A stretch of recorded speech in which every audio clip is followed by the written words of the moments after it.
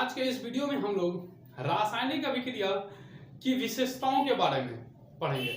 उसको हम पहचानेंगे कैसे, किस अभिक्रिया को आप रासायनिक अभिक्रिया कहिएगा और किसे नहीं कहेंगे। क्या लकड़ी का कटना रासायनिक अभिक्रिया है या फिर दूध का जमना यानी दूध से दही बनना रासायनिक अभिक्रिया है। इन दोनों को हम अच्छी तरह से समझेंगे और इस वीडियो में बने रहिएगा आप लोग अंत तक। पिछले वीडियो में हमने रासायनिक समीकरण और रासायनिक अभिक्रिया के बारे में चर्चा किया है कि वो रासायनिक अभिक्रिया क्या है, रासायनिक समीकरण क्या है, उसे संतुलित कैसे करते हैं। इस वीडियो में विशेषताओं के बारे में, ठीक है। तो सबसे पहला विशेषता जो है कि गैस का उत्सर्जन। रासायनिक अभिक्रिया का पहला विशेषता क्या है? गैस का उत्सर्जन। इसमें जब दो अभिक्रियाएं, दो पदार्थ रिएक्शन करता है, जिसमें कि क्या बताया गया, अम्ल और धातु।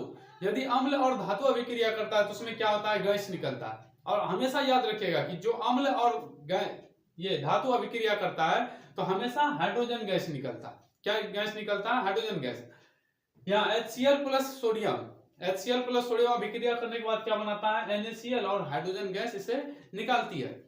जबकि दूसरा क्या है? अवक्षेप का बनना। किसी भी रासायनिक अभिक्रिया में क्या होता है, कुछ ऐसी अभिक्रिया होती है जिसमें कि अवक्षेप बनते हैं। अवक्षेप मतलब या तो ऊपर में बैठ जाएगा, मान लीजिए कि एक गिलास पानी है तो ऊपर में क्या बन जाएगा? परत बन जाएगा। जैसे दूध को गर्म करते हैं तो क्या होता है? दूध को गर्म करने के बाद छाली बैठ जाता है तो वो ऊपर बैठ गया। लेकिन जब दूध फटता है तो दूध फटने के बाद क्या होता है? वो जो मक्खन होता है वो नीचे बैठ जाता है। तो इसमें क्या होता है? अवक्षेप का बनना। इस प्रकार की अभिक्रिया में क्या होता है? अवक्षेप बनता है। तो जैसे दूध पर छाली बैठता है, या फिर आप रिएक्शन देख सकते हैं,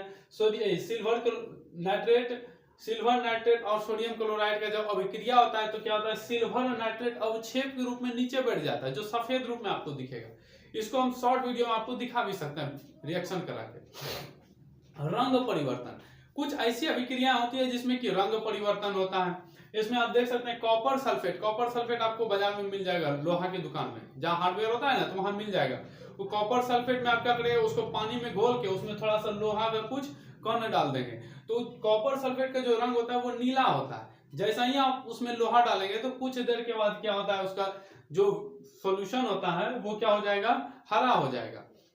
उसी तरह कॉपर सल्फेट के विलयन में अगर जिंक डालते हैं, जिंक भी बाजार में मिल जाएगा, लोहा की दुकान में, वहीं हार्डवेयर में। तो इस विलयन में क्या करते हैं, जब जिंक डालते हैं कॉपर सल्फेट के विलयन में तो रंगहीन हो जाता है, उसका जो नीला कलर होता है वो नीला कलर गायब हो जाता है। तो कुछ ऐसी अभिक्रिया होता है जिसमें कि रंग परिवर्तन भी आपको देखने को मिलेगा। तो ये जनरली सभी रिएक्शन में नहीं होता है। कुछ ऐसी अभिक्रिया, तो मतलब कुछ समथिंग समबडी, सब में नहीं होगा, कुछ में होगा। तो ऊष्मा का उत्सर्जन। कुछ ऐसी अभिक्रिया होती है जिसमें कि ऊष्मा का उत्सर्जन होता है। जैसे चूना पे अगर आप पानी डाल देते हैं, चूना पे क्या करते हैं, सूखा चूना है उस पर आप पानी डाल देते हैं तो क्या हो जाएगा? उसमें ऊष्मा, गर्मी निकलेगा। और गर्मी निकलेगा, अगर हाथ वगैरह डालिएगा तो जल जाएगा। इसलिए देखते होंगे जब चूना को जब घर में पुताई होता है तो उस समय जब चूना फुलाते हैं तो क्या करते हैं, दूर से चूना डाल देते हैं, उसके बाद हट जाते हैं। हटने को क्यों हटते हैं? क्योंकि वहां से जो गर्मी निकलेगा वो कहीं हमको ना पड़ जाए। अगर पड़ जाएगा तो क्या हो जाए? जल जाएंगे।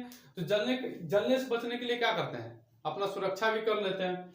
दूसरा है ऊष्मा का अवशोषण। ऊष्मा का अवशोषण में क्या होता है कि कुछ ऐसे रिएक्शन होते हैं जिसमें कि आपका रिएक्शन होगा तो ठंडा लगने लगेगा।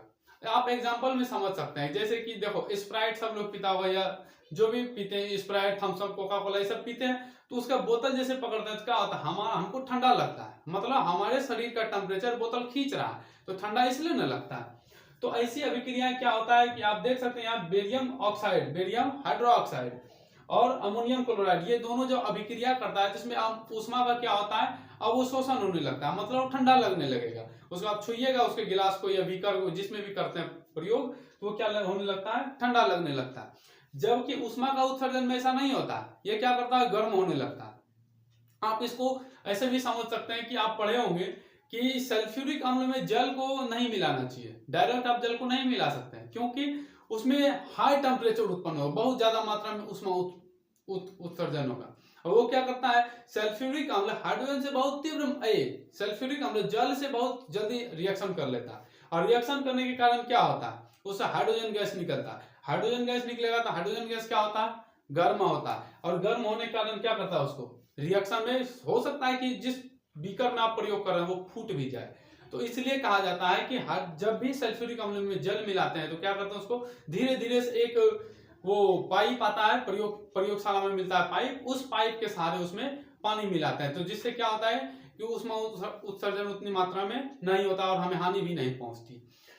5वां नंबर है अवस्था का परिवर्तन। कुछ ऐसी अभिक्रियाएं होती हैं जिसकी की अवस्था परिवर्तित हो जाती है। जैसे कोयला अगर आप जलाइएगा तो कोयला पहले काला रहता है, लेकिन जलने के बाद क्या होता है, गोरा हो जाता है, समझे, वही होता है। दूसरा, मोमबत्ती का जलना। मोमबत्ती क्या होता है, पहले एकदम खड़ा रहेगा इस तरह से, लेकिन जब जलाएंगे तो धीरे धीरे क्या होता है, पिघल के खत्म हो जाता है। पिघलने मिलता क्या है हमको, मिलने के बाद उसमें उष्मा मिलता है, कुछ गैस मिलती है, कुछ अवक्षेप मिलता है। तो ये सब रिएक्शन हमारे मतलब पहचान सकते हैं कि आप ये रिएक्शन होता है। इस तरह से रिएक्शन आपको दैनिक जीवन में मिल जाएंगे। दैनिक जीवन में तो सगरे मिलता है, सबको मिल जाएगा। आप इसका स्क्रीनशॉट ले लीजिए।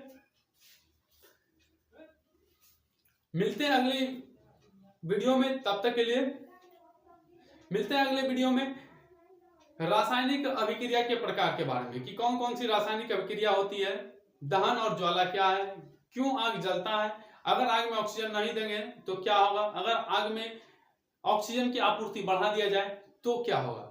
इस तरह की वीडियो के लिए हमारे चैनल को सब्सक्राइब करिए, लाइक करिए, और जिनको भी इसका जरूरत है उसे कृपया कर शेयर जरूर करिए।